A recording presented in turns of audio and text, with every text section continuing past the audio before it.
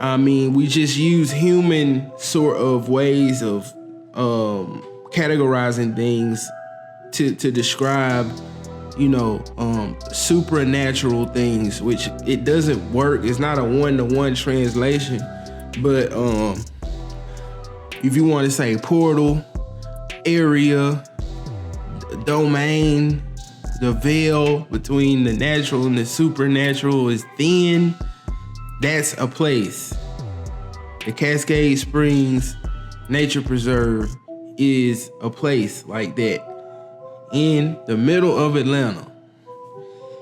So the reason for this whole video, basically, Cascade Springs Nature Preserve is very similar in its spiritual architecture to the Hermon Stream Nature Reserve in northern Israel. Welcome back to the channel. As I've said in other episodes, I love nature. I can remember as a child playing in the forest, the woodlands with my friends.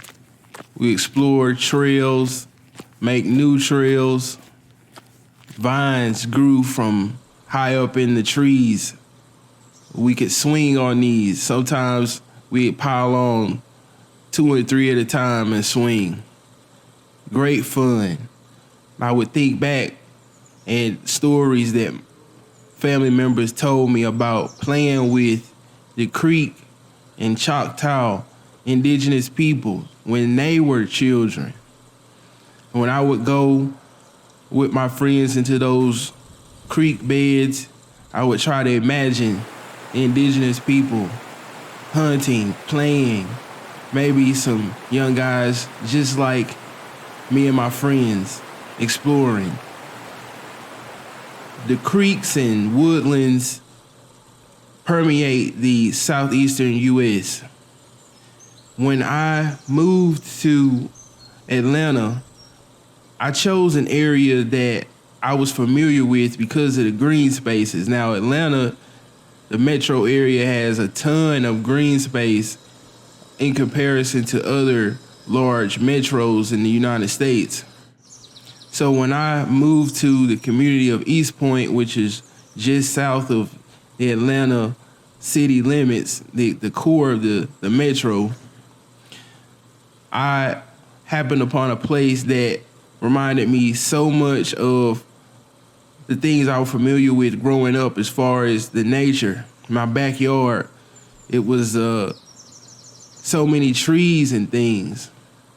I would watch the falcons at certain times of the day do their hunting. That's how I realized why Atlanta's pro team is the Falcons. I explored many of the green spaces in the Southwest, and this one particular green space stands out: the Cascade Springs Nature Preserve. So the Cascade Springs Nature Preserve is right off of Cascade Road in the neighborhood of Cascade. It's a historic neighborhood, very interesting place.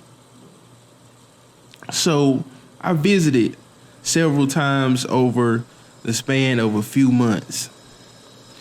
And what I encountered there, it really opened up my eyes to some things that might have larger implications for the city, the region, maybe even our country.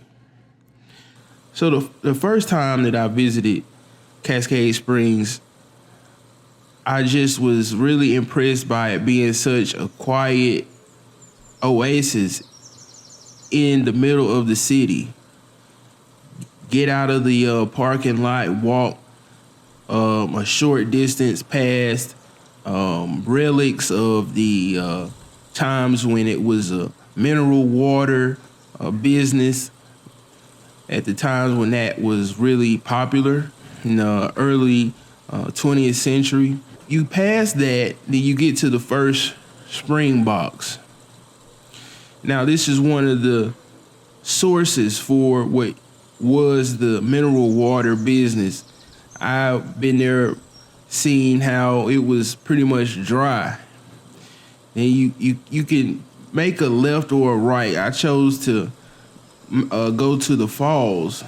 So I went to the falls, and again, I was impressed by the quiet. It was like a nice little, seemed to be like a nice little getaway inside the city.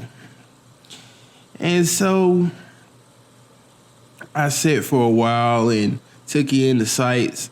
The big hill right across from the falls, it's the highest point around. So from a military perspective, it's a great vantage point. So that's why on that hill there are Civil War remnants, because there were battles fought to take that particular position because of its strategic importance. After taking a look at all that, or just surveying it from the perspective of being at the falls themselves, I basically sat on the top, the highest point, crawled up along the side, sat at the highest point, which I'm guessing is like 12 feet, with my back to the culvert there that the stream comes through. As the stream comes over the edge of the rock, and it creates small pools that then go off and create a stream, or continue the stream.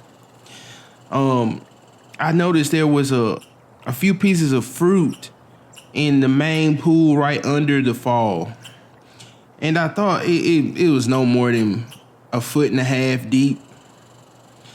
And so it was really easy to see these bright colored fruit, sitting at the bottom. And the first thing I thought was, what ran through my mind was, maybe some homeless people put their food here to like keep it while they just go off and do things. I had no clue. But on the next time I visited, a few weeks later, I went on a hike. Started to go, the intention was to go to the hilltop. Walking that hilltop, I was with a friend at the time. We were walking that hilltop, and I stopped about halfway to the top, because for one, it was hilly just getting to the hilltop itself. It dips up and down. It's actually a pretty good workout. I was just trying to do some light exploring. I wasn't trying to really just do it like that. So I turned around. Me and my friend, we turned around and we went back to the falls and just hung out there. Okay, so that sentiment of respect for just nature and creation, and how we respecting it when you're in it keeps you alive. That's what I learned being from my youth. So that was my impression of the place. The third time, I had decided to go hang out one afternoon there. So I went hanging out, and I noticed a young lady. And I thought to myself, okay, I'll talk to her. She looked pretty. So I was starting to approach her. And as I'm approaching her, I noticed she's sitting on a rock. She's got her water bottle beside her. She's dressed in like somewhat athletic clothing. And so anyway, as I approach her, she bends over to grab her water to take a drink. And when she does it, the book that she's reading, the cover closes, and I saw the cover and it said Green Witchcraft. Now, bigger cities in the Southeast have influences from other parts, and from the Northeast especially, there had been a big influx of Black New Agers from the New York region. There was this particular guy named Malachi York that had built some sort of place, several structures actually structures that I'm going to talk about here in a second. You can see on this property in Georgia. I don't know if they still have it or not, but at one point they did. And so, and also this is the home of Elberton, where the monument that had since been destroyed, or someone blew it up. Now that was not connected to the black community, okay? And that separate thing that's in Georgia, along the lines of New Age. All right, so this really got me thinking. I ended up, it really threw me off when I saw the woman with the book, and I just kept going. I just didn't stop and start talking to her, start a conversation. I just kept walking because that's not really what I want, for myself personally. And so, as far as a relationship goes, and so I started to really think to myself, well, maybe this is a place for a lot of people that have that sort of inclination or practice. That would be a place for them to go study and do the rituals, do the things, the practices.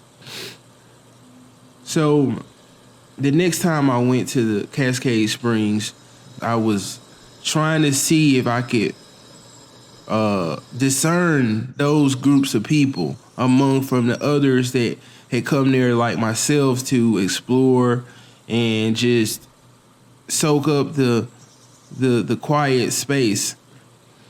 And I noticed there's more fruit. This time I'm starting to see the significance, the ritual significance of the fruit, because there were pieces that were rotting. There were fresh pieces and there were pieces that were rotting. So I knew that people weren't putting the food there to have it to eat later. It was a sacrifice. Okay, it was an offering, a fruit offering. And they were throughout the waterfall area. And it was a nuisance. The vibe changed for me from like a solitude type of vibe to like a nuisance type of vibe. And there was a bit also in the atmosphere. It was like a kind of like a so what type of attitude. Like, yeah, we got the fruit out here. So what? This is our space. Like, we're taking over. That is exactly how I felt from being there and observing with the spiritual in context. And this was the same in the last time that I visited. It was the same. I saw the groups. There was a lady there doing some photography, topless.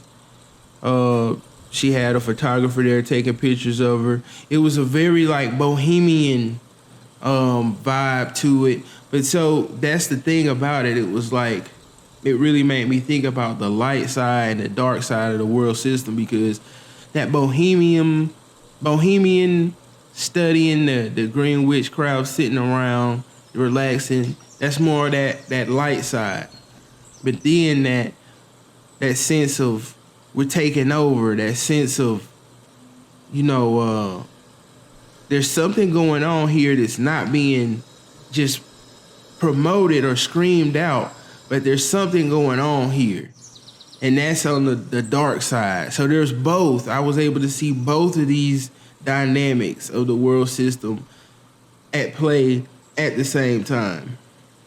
And so there was a very interesting comment on Google about Cascade Springs Nature Preserve. And the person talked about how a medium friend of theirs had discerned some demonic energy at the waterfall, the area.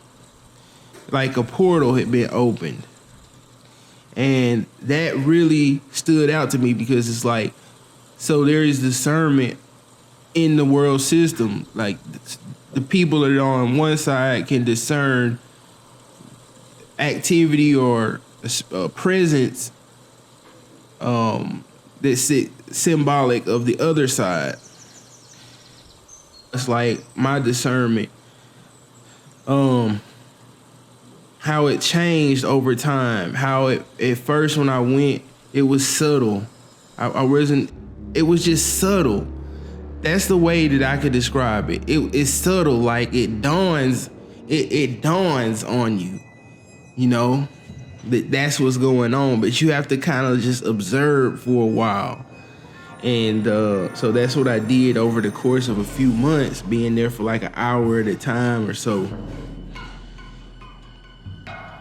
Now, there's something, like I said, some spiritual, supernatural domain is, or intensity area is just there at that place. It's intense. And some systems, they refer to that as a portal. I mean, we just use human sort of ways of categorizing things to describe, you know, supernatural things, which it doesn't work. It's not a one-to-one translation, but if you want to say portal, area, domain, the veil between the natural and the supernatural is thin. That's a place. The Cascade Springs Nature Preserve is a place like that in the middle of Atlanta. And so it's definitely a charged space. It's charged with demonic energy. Okay. Now, is it a high space? And I got to thinking about this. And so I'm like, okay, high space, a high place. A high place is a cultic platform. Scripturally speaking, it's a cultic platform. Now, what does that mean? It means a raised place from which religious ritual activities are they take place there. Basically, there's two different types. Okay. There's the natural, there's artificial. Now, in scripture, they're used both in the worship of the God of scripture. There are more so references being used to the gods of the nations and the other demonic type spirits that the people worshipped in that the Western Asian area. This was a common thing, high places. So even the Temple Mount, where the temple was built, God selected a high place in Jerusalem as the highest point in Jerusalem. So it was a natural high place, a platform, okay, that the temple is built on top of. No, like I said, many more examples of it used in demonic worship. So we have examples of artificial high places from all over the world. We have the ziggurat, Babylonian ziggurats. We have the Egyptian pyramids, the most legendary examples. Also, here we have the stepped pyramids in the southern Americas, and in the region where I'm in, we have the mound pyramids. So these are earthworks as opposed to the stone pyramids in the south. And so the thing about Cascade Springs Nature Preserve is that it has some similarities with a very infamous high place in scripture, and that's Mount Hermon. So I got to looking into this, and I want you to check this out. You let me know if you think I'm onto something or what. So the reason for this whole video, basically, Cascade Springs Nature Preserve is very similar in its spiritual architecture to the Hermon Stream Nature Reserve in northern Israel. What's the thing that's important about this place in northern Israel is that it is at the base of one of the most legendary high places in all of scripture, Mount Hermon.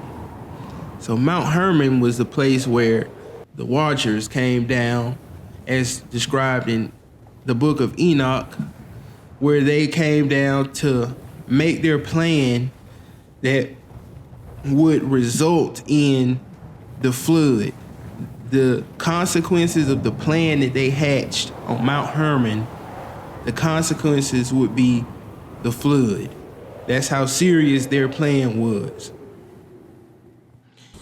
Now, also later, thousands of years later, during the time of Christ, he visited Mount Hermon. Actually, he visited what is today known as the Hermon Stream Nature Reserve. He was actually there. And what did he do there? He announced his kingdom, and basically it was a war. It was a decree of war against the world system, because at that place that you can still see today is the Grotto of Pan, which is a cave where different groups worshipped. But it was a integrative worship. It was something that different ethnicities, different languages, they could come together and worship. And the deity that they worshipped at this place was Pan, where we get the concept. It's many different things. I mean, itself means many. It's really kind of weird when you go too deep into it, but I'm not going to do that. I'm just going to give you just enough weirdness, okay? Basically, things like panic, which is fear, comes from that, like intense fear. In certain contexts, I'm going to describe where fear would be appropriate, actually. So it was a nature deity on the surface level. It was a nature deity. Mountains, forests, springs, things like that. Now for the initiates, which there were mystery temples at the site in Jesus' time, he saw these temples, these mystery buildings that the initiates go into and do their different rituals in secrecy. Now for them, Pan represents things like lucid psychoses. You know, to be lucid and going through psychosis, it seems almost to be like these are two opposites, but together, okay? Through different pharmacia, through different drugs and substances, okay?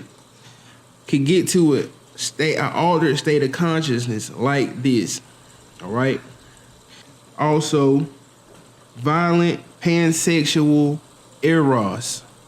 Now, what is eros? It's a type of love. It's sexual love. So, Pan stands for or symbolized, his worship is characterized by lucid psychoses, violent pansexual eros, sex which we would hope would be a caring thing, a nurturing thing. In this case, it's mixed with violence. You remember some of you may have seen my video on revolution, in which the serial killer spoke from prison before his execution, and he talked about sex and violence and how he was exposed to that as a child, and that he credited that with putting him on the path to be a serial killer. Now, this is exactly how Pan was worshipped back in Christ's time. Also, ecocidal nature worship. Ecocidal. Again, opposites. Destroying nature at the same time as venerating it. Just think about that in the context of what is Atlanta on the dark side of Atlanta? What are some of the things that are promoted there? You know, is lucid psychoses? Is that something that's prominent in the city of Atlanta, the metro? I would say yes. You might even say you can see it in the way some people drive. They are lucidly psychotic. But that's just trying to lighten the mood. Look, like I mentioned in my previous Spirits of Atlanta video about the homelessness, you know, yes, lucid psychoses. There are other different ways too that these things appear or manifest. What about violent pansexual eros? I think about the Atlanta child murders. It said that was something bad and dark that was just a cloud, it rose from that. And that's just one example. So, Cascade Springs Nature Preserve, Hermon Stream Nature Reserve, very similar. Basically, Hermon is just everything on a bigger scale. The mountain is bigger. In Atlanta, it's just a hill, so everything is bigger. It's got a cave. Now, here's the interesting thing: the cave in Atlanta, it's actually not a cave. When I first went, I thought it was a cave. I thought there was a spring in there somewhere. All right, I didn't know that it's actually a culvert that built around a really old stream. That stream that the water's coming pouring over the rocks. That stream starts way north of the Cascade Springs Nature Preserve. Yeah, I just wanted to bring that to you. Those that live in the ATL, the surrounding area, have you been there? Those that have visited from out of town, did you sense the same thing that I sensed and others? This is the battle done. Peace.